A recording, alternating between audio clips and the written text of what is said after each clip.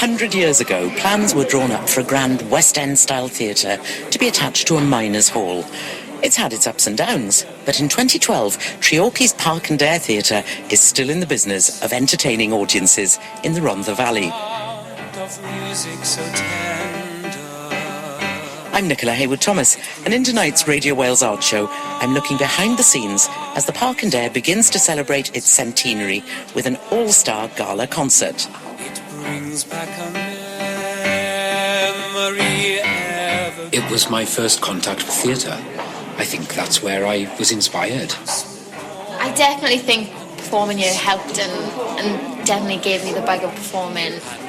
It's an iconic building. It's been here all my life, and it's absolutely amazing building, and it needs to be used and used and used. And even the palms seem to be swaying. Like so many venues in the industrial areas of Wales, the Parc Dare grew out of the boom years of coal. The Rhondda resembled the Klondike, and Treorchy teemed with people. And it was the local miners who paid for this theatre. Jeff Cripps is the theatre's artistic director. The colliery workers donated a penny in the pound of every pound they earned to make this building happen. And did they actually raise all the money for it then? As far as I'm aware, some of it came from the Ocean Coal Company. These are plans we discovered still in the building only fairly recently, and they are by the hand of Jacob Rees, the architect from Merthyr Tydfil, which was a grand design. It still is a grand design. You can see here the Pros Arch, a typical Edwardian Pros Arch theatre that was created. There's a section through the building showing that the audience was seated on 3 floors, as they still are today. And some of the elements of roof decoration have now disappeared with the passage of time. Jacob Rees was basically the local municipal architect, I guess. Yes, he was employed by the local school board. He also was responsible for the design of the Tom Pentre Workmen's Institute, now called the Phoenix. But one of the other things that we learned about Jacob Rees was that in the period before the First World War, he designed and built a flying machine. If it had been as big a success as some of his buildings, more people would know the name. It got off the ground, it flew for apparently 30 yards before it crashed. So it wasn't, it was a bit ignominious. Not the best of his designs. Back to the buildings, Jacob. Yeah. It must have been a major undertaking. And it was a huge bit of construction. You can see that I don't think any expense really was spared in creating a building that still dominates the skyline of Treorchy today. How many seats in the theatre then, Jeff? 660 now over the 3 levels, much reduced from one point at the early part of the century. A century ago it was nearly 1,000 seats.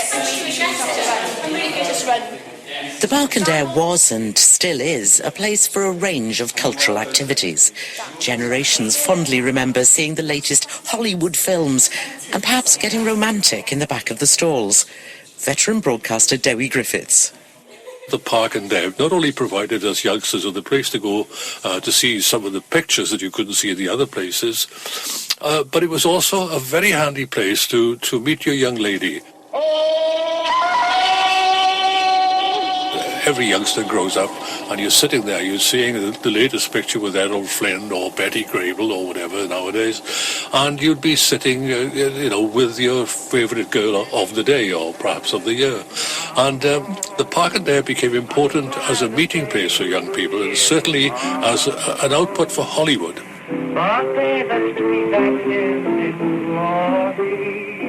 I can remember when I was a teenager, I couldn't afford to go downstairs. We took up in the gods.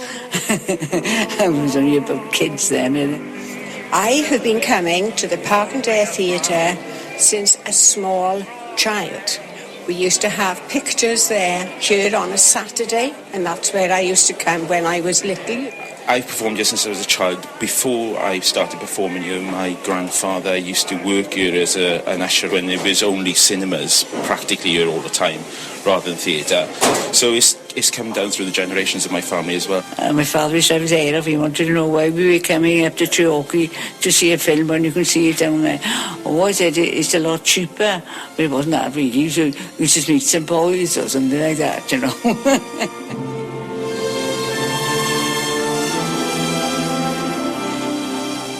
Gone with the Wind was my favourite. Oh, that was outstanding.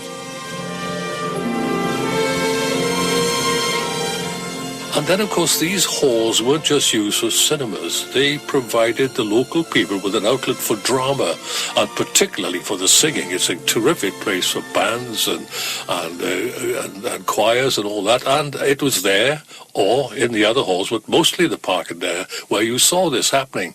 And I think the Valley thought so much of it in the end that when they refurbished it, we thought, oh, they're just going to put a bit of cement here and a bit of plaster there, but they didn't.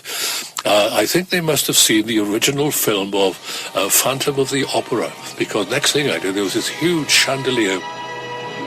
That picture I saw in the Parc Dare, and the Parc Dare itself suddenly resembled that Paris Opera House, and it still does today. With its plush red seats and the stage's impressive proscenium arch adorned with a colourful frieze of ornate plaster fruit, it's hard to believe that this theatre fell into neglect. The council took it over in the 1970s, and thanks to Rhondda Cynon Taf, the Parc Dare's enjoyed a new lease of life. Says Vanity Fair. In fact, it styles to The professional cast of the pantomime are rehearsing in the dance studio. Widow Twankey, aka actor and playwright Frank Vickery, has special links with this theatre. I grew up in this area, so I was coming here, when it was a cinema, since I was very young, 8, 9.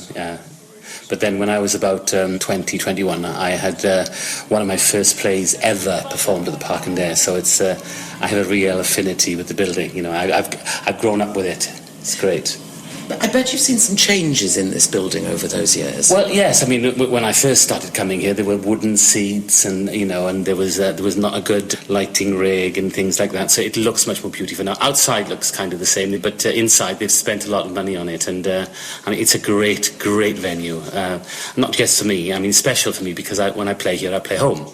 But others in the cast, and I've had people come and work with me, and we play here, and they say that there's a wonderful feeling on the stage. It's a very open auditorium, and it's great. So good, then bob your hair. Is that true? No, Zoe just needs to go in front of me now. How important is the Parc Dare to Treorchy and the area generally, would you say? It's incredibly important, I mean, it's fair to say that in this day and age, not as many people are coming to the theatre as they used to, but there's still a lot of people that like to come to the theatre. We have all kinds of entertainment here, from the opera to the ballet to the comedies to the amateurs. They all come here, and it is so important. I can't imagine what the Valley would be like without the Parc Dare.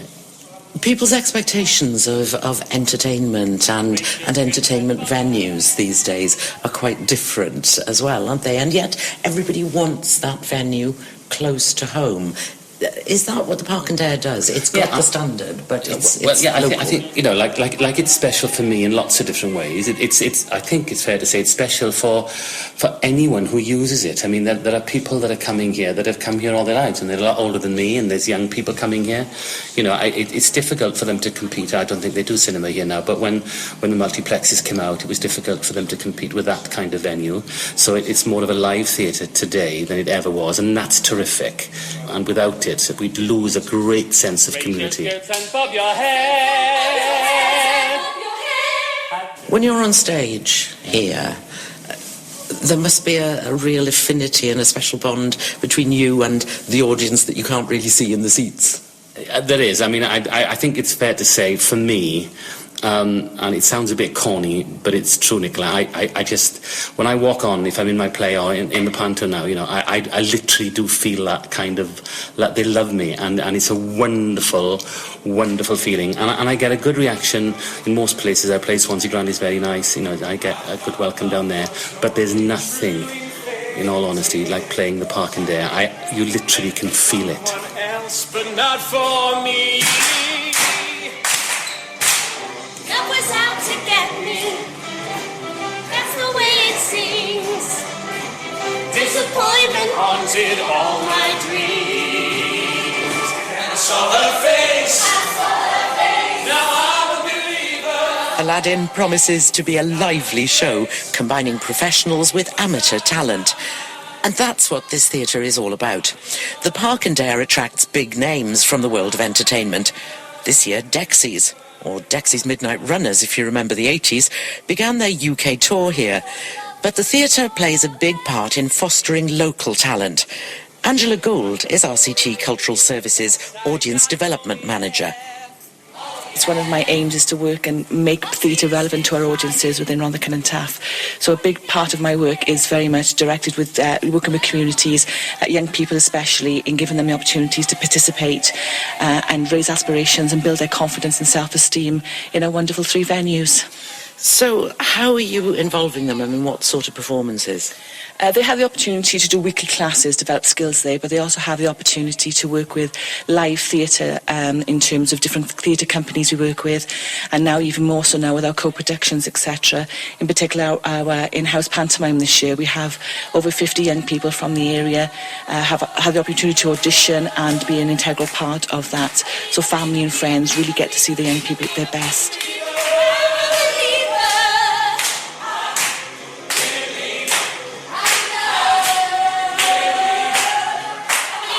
And that really fosters a sense of involvement and ownership, I suppose. Absolutely. Pride, I think, is the big one as well. You know, the young people, when they come in, they're a bit timid, shy, not sure, and then when you see them bursting out, it's amazing to see the young people really sort of having the opportunity, lifting themselves, and the smiles on their faces and their family when they walk out.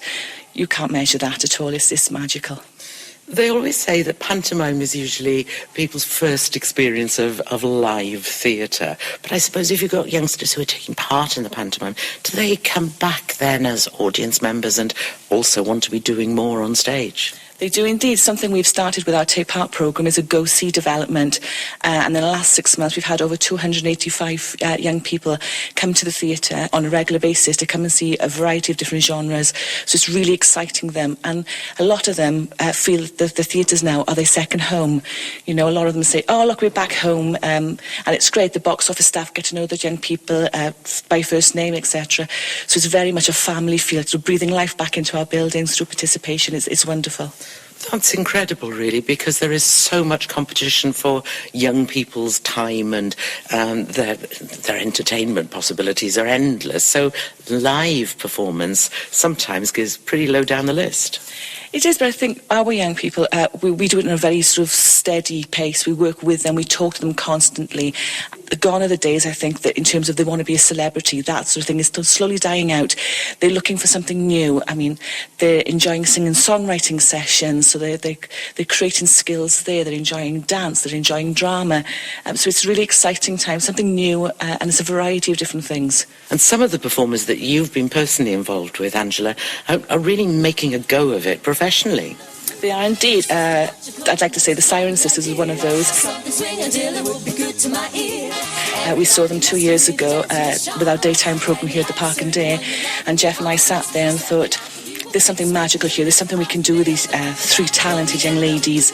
And for the last 2 years, we've been working very closely with Sarah Perrow in particular to develop the Siren Sisters, who this year, thanks to an Arts Council grant application, are doing a 5-venue tour. 2 for the stalls, is it? Could you get me in the front? We're going to be on the sides on the front. I've got the front row, the first 2 seats here. So this theatre, paid for by local people 100 years ago, is still a force in the community. And in the 21st century, there's still a sense here of ownership and pride. Adrienne Hodder runs the Parc Dare's box office. If I could take your address, please. So that's £40 then, please. Well, I've been here 12 years in total. I started my life here in the kiosk, doing the sweetie shop. Bit my way up, and I'm now actually the cashier here. Box office host, I sell the tickets. But I also stand in as duty manager. That gives the manager and the assistant manager a chance of either having a late start or a day off. And you must get to know people who come back and forth to the box office pretty well. I do, especially the older gentlemen and ladies, yes. I've lived in Treorchy all my life, so I tend to know a lot of the older people through my parents and grandparents, and they come back and obviously know you on a personal basis. And then the youngsters come in, and we know them because the school uses quite a lot. So, yes, a selection of ages.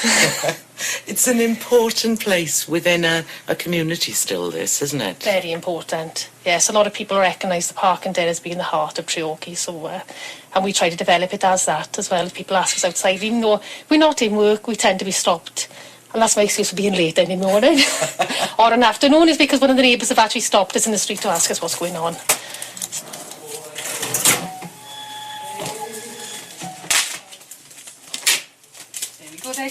show starts at 7:30. It's important that they get the best service, obviously. You know, we try to give them the best seats. They've travelled from far. They've never been to the theatre before. People are travelling from Oxford, from Exeter. They're coming here to see our show. So they don't know the venue. So they ask for your opinion then and what you'd... So I try to put them in the seats that I would like to sit in. Try to get them the best seats that suit themselves, you know. So I do feel that's very important. A lot of people will be really surprised to hear that the people travel that sort of distance to come to the Parc Dare. They'd think, oh, they might go to the Wales Millennium Centre in Cardiff, but why come here then? I don't know whether it's the shows are actually just here. Sometimes we do have selective dates, or perhaps they're coming before they're going elsewhere and they want to come to us, you know. As I said, people that haven't been here before, when they come, they're really surprised at what sort of building they are. They expect it to be a modern building, and then when they come in, they're in awe. They see the inside of the theatre and they just think it's brilliant. So you love this building, don't you? I do, yes. I've been coming here. My first time I've been allowed to here was to the cinema when I was about 7.5. So obviously I'm in my 40s now, so I've been coming back and forth the theatre for a long time before I came to work here. So it was a privilege actually to be given the chance to work here and meet people, yes. It's going to be an exciting year coming up. It's going to be a brilliant year, yes. Looking forward to lots of new things coming in.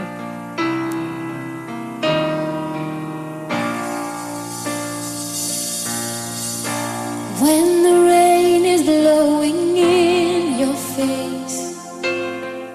As a prelude to a year of centenary celebrations, it's performing talent from the Rhondda and fostered by this theatre that appears in a gala evening. Jeff Cripps again. To make you feel my love. I wanted to make a statement. I wanted to demonstrate to the public the professional links that RCT theatres have created across the last half dozen years or so in particular. So I wanted professionals, but also, I suppose, if there's any cynicism here, I wanted to raise the profile of the Parc Dare Theatre by having what we've called in the publicity an unrepeatable bill and an unforgettable night.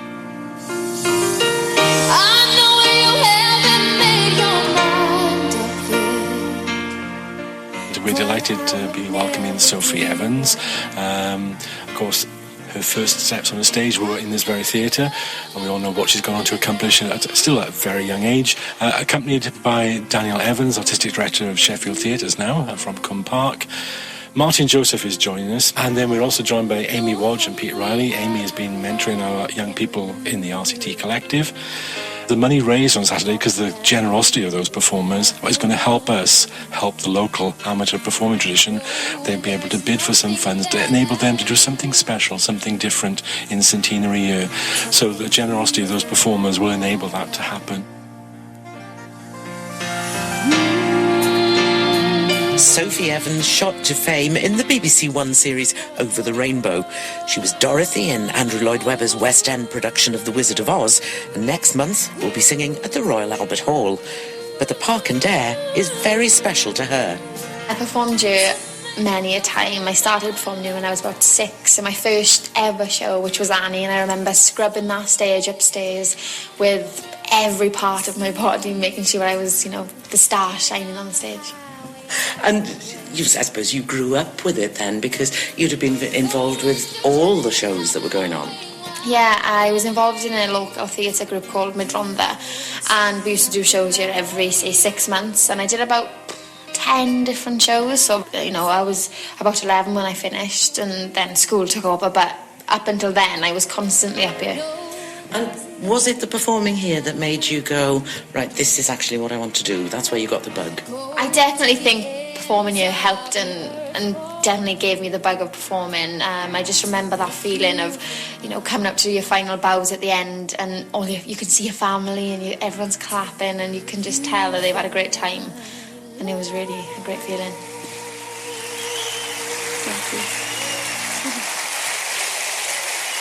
Thank you.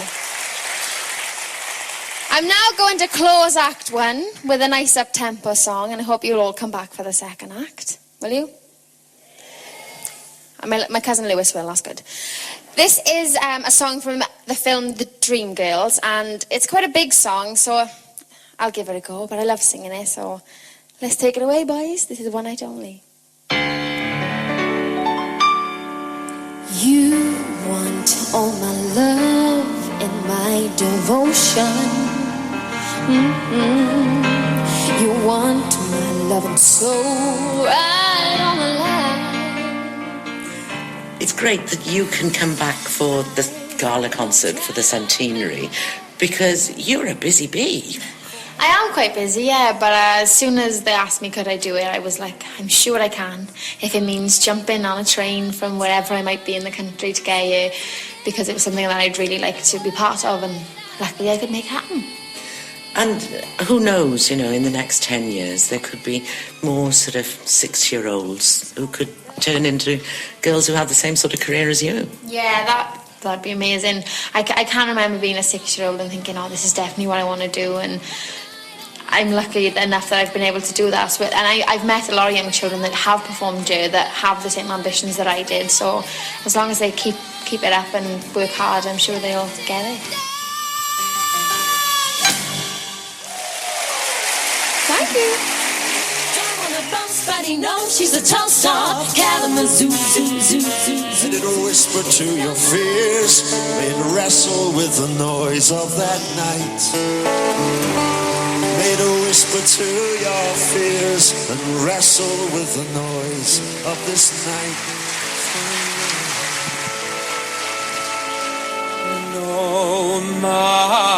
No madness, though their sad power may prevail. My gran used to bring me to see Frank Vickery plays and the amateur theatre companies here, so it was literally my first contact with theatre, and I think that's where I was inspired. Daniel Evans is from Coombe Park. Now the artistic director of Sheffield Theatres, he's also an award-winning actor. It's got this amazing proscenium arch that has painted fruit.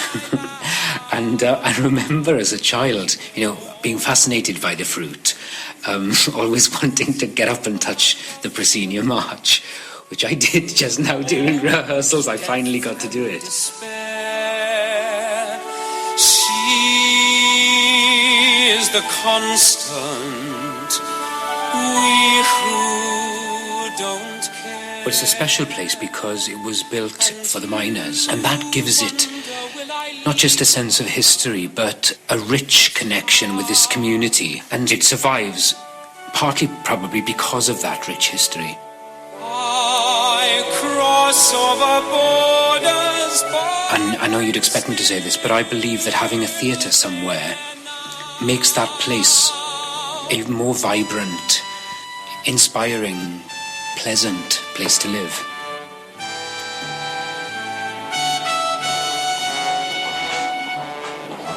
I've been coming to try and support all of the shows, all the different operatic societies that they perform, and the schools. And we come to the theatre when something suits us, and we find it is excellent.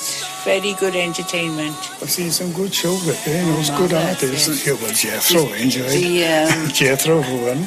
Oh, Jethro, I thought was outstanding. He was brilliant. All the musicals. I don't go to London, although the big shows are there, but I mean, you see it, they're just as professional here. My heart. The gala concert is just the start of a busy year of special centenary events. Jeff Cripps has ambitious plans. Our strapline for the centenary year is valuing the past, imagining the future. And it's really important to me that if nothing else during centenary year, we make connections, we make opportunities for the people of this area to engage with this building in a creative way. The first two projects of centenary year, it's essential that we get participation in them. Otherwise, they will be like damp squibs. So the Song of the Building, which is the first project of centenary year, is relying on people coming with their musical skills or their vocal singing skills to be part of an original work. We've been lucky enough to commission a young composer, Jack White, and work with our great friends and colleagues in the music service to create something quite special. Later in the year, we're working with National Dance Company Wales, Rhondda Cynon Community Arts, Treorchy Comp, who have a very strong dance faculty, and that will be about a dance-focused piece, but again with an original piece of music, thanks to our friends and colleagues in the Welsh National Opera. So there's a commission just been awarded to another great young composer, also called Jack Poor, and so there's going to be original work in that. In a way, Jeff, I think this building is unique because it's on a bigger scale than a lot of the miners' institutes that are now refurbed as performing spaces, and it's survived where an awful lot of others haven't. Well, I think that's down to the perseverance, perspicacity, determination of individuals, and perhaps it reflects a little bit about Rhondda people and what they are like. It's very good to talk about the intrinsic value of the arts, extrinsic value, whatever, but sometimes it's just good in this time, isn't it, to come out and have a blooming good night out.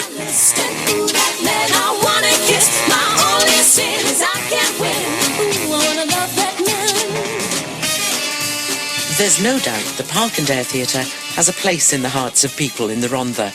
It's had a colourful past that promises to have an equally colourful and exciting future. We ask you all to join in. Yes, come on everyone. If it was to not be here, I just think it would be such a shame with anything. I just think it's an amazing building and it touches everybody that comes here. It's kind of the heart of a town, I think, the theatre. It just brings people together and everyone has a nice time. I'd like to think that there is still a lot of things out there, more exciting things could still come here. So, yeah, it's all open for everything. I mean, I think the future's great. That's all from the Radio Wales Art Show at the Parc Dare Theatre. I'll be back at the same time next week. And don't forget, you can download this programme as a free podcast. Just click on the website bbc.co.uk/Radio Wales.